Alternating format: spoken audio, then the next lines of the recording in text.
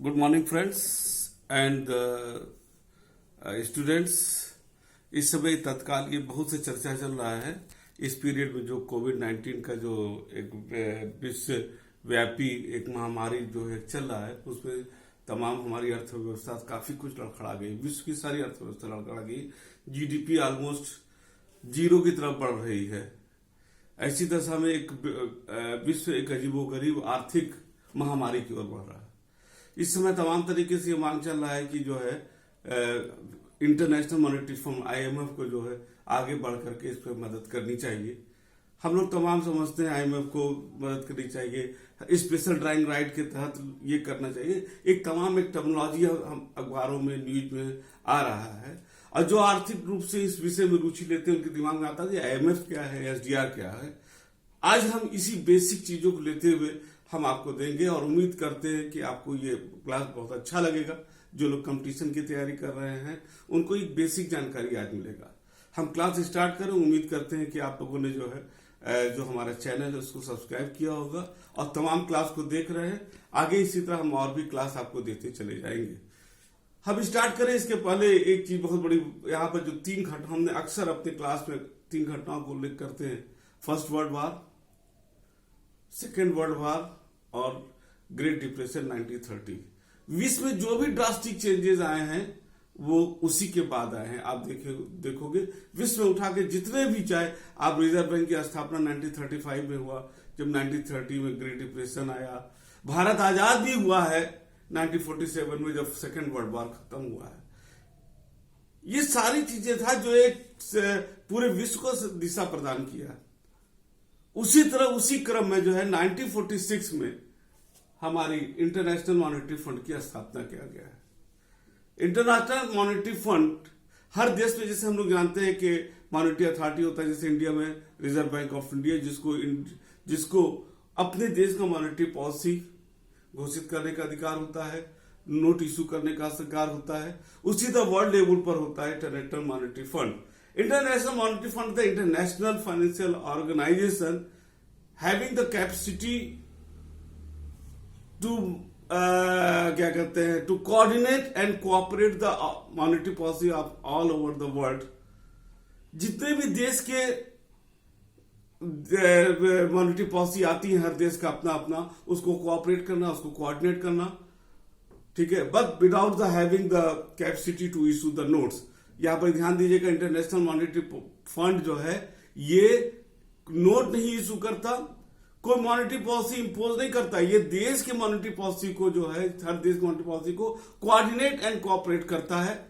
और जो exchange rate है, इंटरनेशनल फॉरेन ट्रेड है, उसको ये एक्सचेंज रेट के थ्रू जो है ये कोऑपरेट करेगा ताकि हमारा इंटरनेशनल जो है उस पर बना रहे। 1969 में जो है आईएमएफ के तहत स्पेशल ड्राइंग राइट की स्थापना किया गया।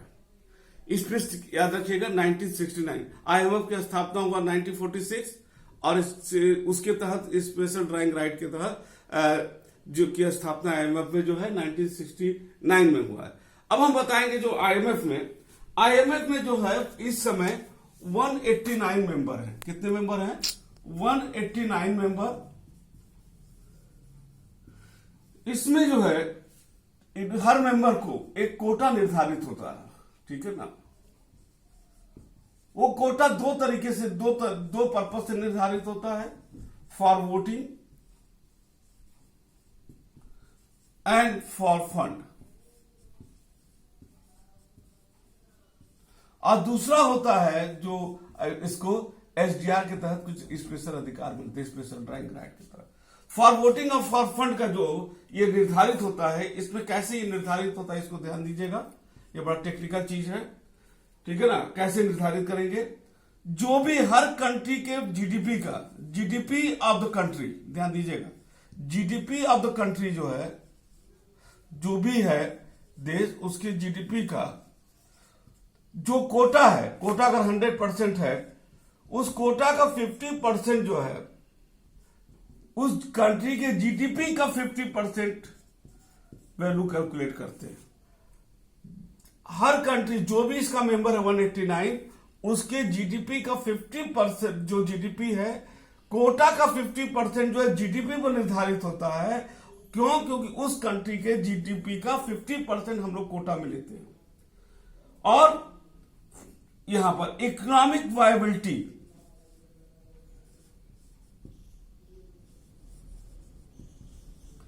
Economic viability of the country को कोटा के तहत हम लोग 15% लेते हैं। ओपननेस को, कितना आर्थिक रूप से वो खुला है, 30%। ये अपना इसका कैलकुलेशन का तरीका है। और इंटरनल सर्विसेज को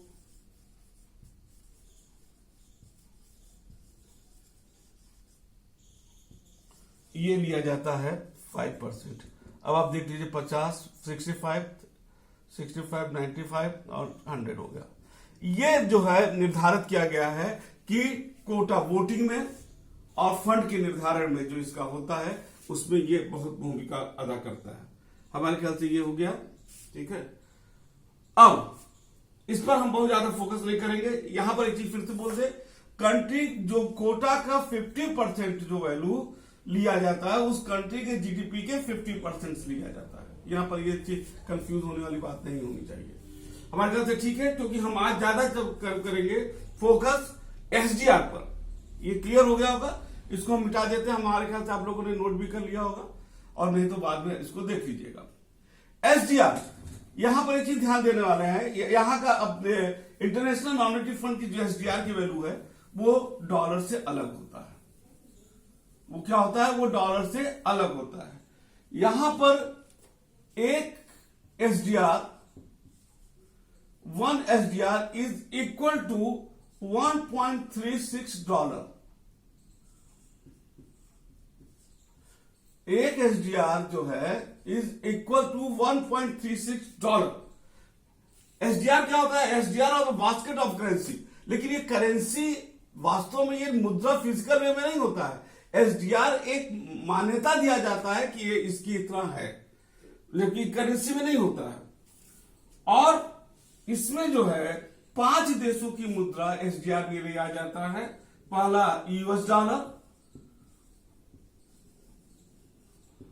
दूसरा यूरो, यूरोपियन का, तीसरा जापानीज येन,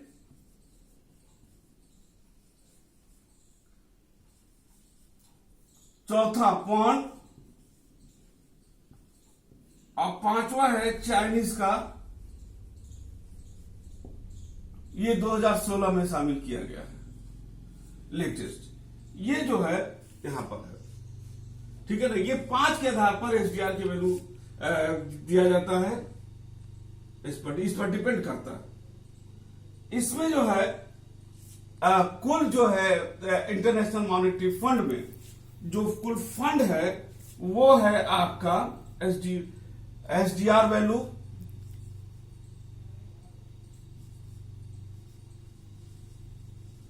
477 बिलियन, ध्यान दीजिएगा, 477 बिलियन एसडीआर,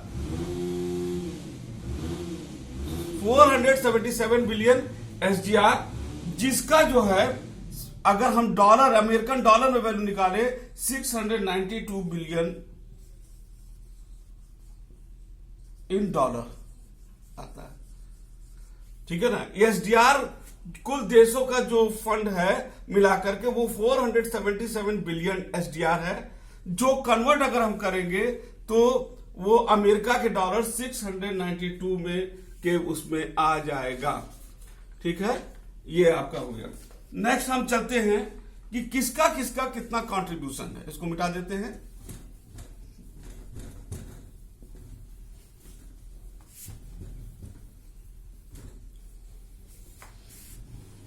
सबसे ज्यादा जो है अमेरिका का है, यूएस का। यूएस का वहां पर जो है जो फंड है वहां पर कोटा वो 17% है। कितना परसेंट है? 17। सेकंड पर जापान है। जापान का ये कोटा का है। कोटा में कितना है? यूएसए का 17%, जापान का 6.48। देखिए सेकंड पर कौन है? तीसरे पर है आपका चाइना 6.41, चौथे पर सबका नहीं लिख रहे हैं, फिर इंडिया के लिखेंगे। चौथे पर है जर्मनी, पांचवें पर है आपका फ्रांस, छठे पर है आपका यूके, सातवें पर है इटली, आठवें पर है इंडिया। और इंडिया का जो कोटा है फंड निर्धारण के लिए वो 2.76 है, तो 2.76% है। ठीक है ना। अगर हम 2.76 को हम वैल्यू में निर्धारित करें, 2.76 एसडीआर में अगर इसको निर्धारित करें, तो हम लोगों ने देखा था कि 477 बिलियन एसडीआर उसकी फंड की वैल्यू है। उसके हिसाब से 2.76 की जो वैल्यू आती है वो आपका होता है 13 बिलियन, यानी कि इंडिया का वहां पर कितना वैल्यू है, 13 बिलियन एसडीआर। ठीक है ना, 13 बिलियन एसडीआर। यहां पर एक चीज बता दे, आईएमएफ में कोई भी प्रस्ताव तभी पास हो सकता है जब उसको कुल जितना भी लोगों को कोटा है उसमें से अगर किसी भी देश को किसी भी प्रस्ताव पर 85% मिले। इसका मतलब है अमेरिका इटसेल्फ इन ए वीटो पोजीशन, क्योंकि उसका 17% है।